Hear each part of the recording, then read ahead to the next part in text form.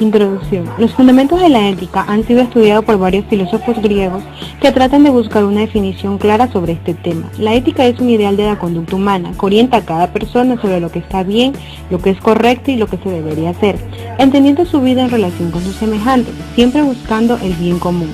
Ética es un término empleado con frecuencia, aunque inapropiadamente, como sinónimo de la moral, debido a la íntima relación que hay entre estas dos palabras, ya que ambas se refieren a un mismo asunto que es la conducta humana. De acuerdo con la definición nominal, nos dice que ética precede del griego ethos. Se cree que fue Homero el primero en utilizar el término, dado a entender como lugar donde habitan hombres y animales. Hay autores que se identifican con esta significación etimológica y plantean que ética se debe definir como la ciencia de las costumbres, ya que ética también se asocia con el latín mors o moris, que quiere decir costumbre. Definición real.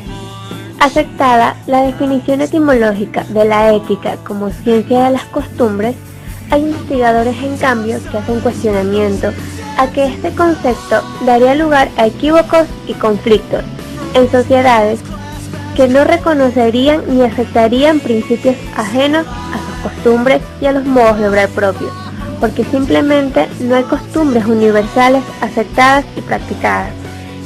El fundamento básico de la ética es que estudia los problemas morales del hombre, es decir, el de la naturaleza y fundamentos de la conducta moral relacionadas con la conducta de vida, así como el de la realización moral, no solo de carácter individual, sino también colectivo. Durante siglos, el hombre ha batallado con el tema de lo que es correcto o incorrecto, la ética y la justicia. La ética es teoría, investigación o explicación de un tipo de experiencia humana que reflexiona sobre los modos humanos de conducirse y los criterios que fundamentan dicha conducta. La ética realiza el estudio específico del comportamiento humano que comprende la mayor parte de los actos cotidianos. En este término, la moral es el campo de estudio de la ética.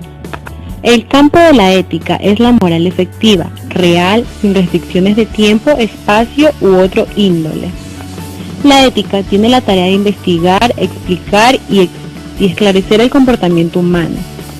Elaborar conceptos valiosos respecto a las sociedades del pasado o de nuestro tiempo, sin perder de vista que vivimos en una sociedad sujeta a cambios. Ética y filosofía, dos ciencias en extremo vinculadas entre sí.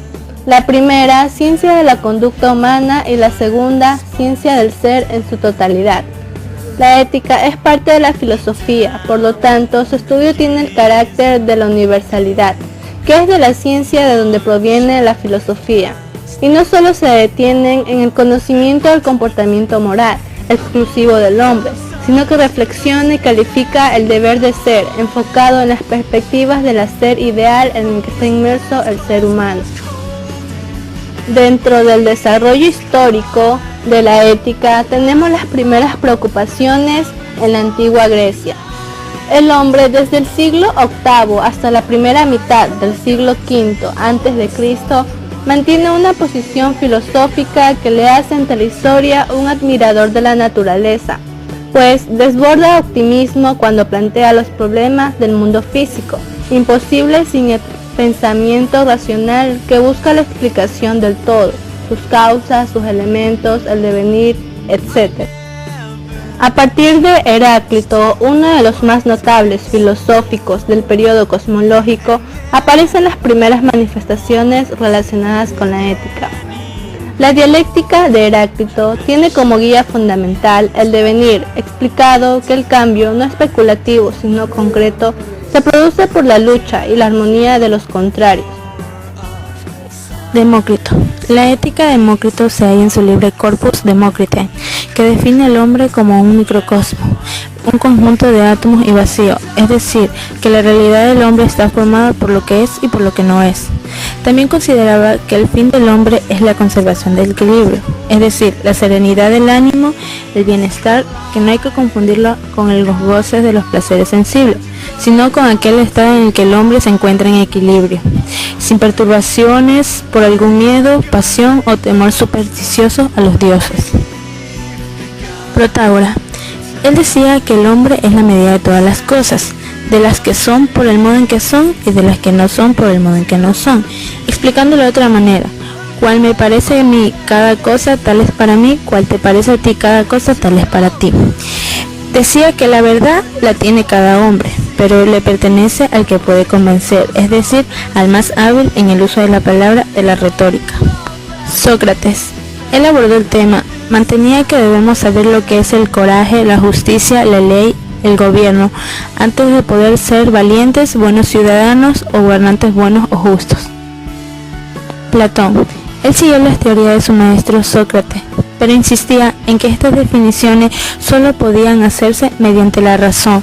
Para esto significaba que uno tendría que aislarse de la vida en algún retiro y descubrirlo todo, lo cual no era muy útil para el hombre de la calle. Aristóteles. Él también se ocupó de la ética. Explicó el comportamiento no ético, diciendo que el deseo del hombre llega a andar su racionalidad. Y así esta cadena continuó durante siglos y siglos, filósofo tras filósofo, intentando resolver los temas de la ética y justicia. Terminamos concluyendo recalcando que los fundamentos de la ética no es nada más que el ser humano, ya que estudia el comportamiento y la conducta de él. Se basa en hacer el bien y no el mal, ya que de esto depende una buena relación social.